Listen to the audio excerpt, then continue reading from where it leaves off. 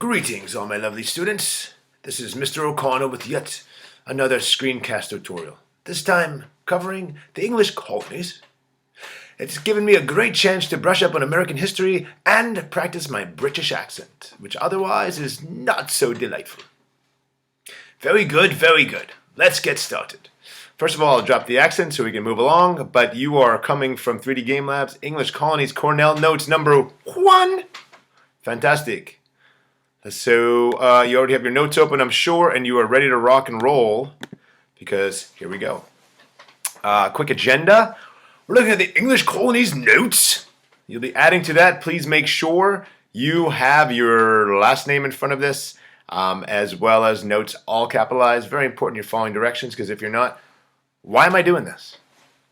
The next thing is geographical activity. That'll be something we do after the screencast here, and of course you need to update your Cornell notes with this information from here, but I'll remind you about that later. And don't forget the summary. Bring headphones, please! Please! Let's go. Okay. Our unit, English Colonies, the date is whatever today happens to be for you, which for some of you is probably going to be 2 weeks from when we start. Chowderheads. Chowder. Essential question: Were early English colonies in America democratic? We'll keep discussing that. Let's take a look. Objective: students will be able to complete a geographic activity in order to examine the origins of English colonists. Very good, very good. English colonies. First of all, we need to understand what the word English means. When you guys say a lot about other students, they're Spanish, you mean that they speak Spanish. When we say somebody is English, we do not mean they speak English. We would say they speak English.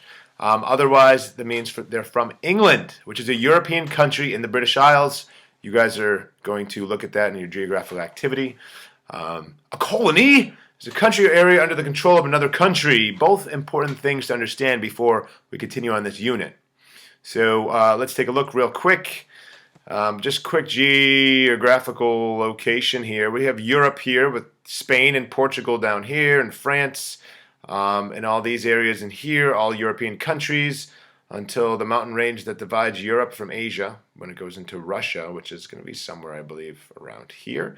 At any rate, the British Isles, even though it's not on the continent of Europe, is considered a European, well, these are within Europe. So all the countries here, which are not only England, but any countries in Great Britain, Ireland, Republic of Ireland, all things you look into, are considered European countries, even though Europe is over here. Great. Quick review. This is how we use our terms we're being careful about. Don't forget, American means anywhere from North or South America, even though most of us think it only has something to do with the United States. So kind of the same idea when we talk about English. And I want to keep in mind here that a colony is a country or area under control of another country. So keep in mind we already looked at the Spanish Americas basically with the Caribbean. When Spain was coming in with Cortez and Columbus, of course, they had New Spain and eventually Florida, as well as a lot of the Caribbean, Cuba, Puerto Rico, Dominican Republic, and Haiti, etc., etc. But then the French were also got in there too, and actually the French took control of Haiti. But the French are very much involved here before the English come in, and so the English are not by themselves, is the point in our story here. So a colonist, an important thing to understand, a colonist is a person who lives in a place that is controlled by a mother country, meaning the country controls what people do. Even though they're living in another place, the country, the mother country, is very much in charge of what they do. Think about it like a big bear and a little bear. Now this big bear here is going to control what this little dude does. So goes out and gets into trouble, the mother bear is going to be there and be like, yo, what you doing? Mother country and colonies. Very good. The mother country is here. In this case, the British Isles. Very good. And the colonies here, the 13 English colonies we're building up to, are over in the Americas. So keep in mind, Florida. Boom. Eventually it's English, but that takes a while. England has other territories throughout the world, but also in North America. Again, New France and France, there's French people all over the place, although there's not as many as there are eventually in the colonies. They are amongst this land, and they're actually assimilating with the native populations. Very interesting story.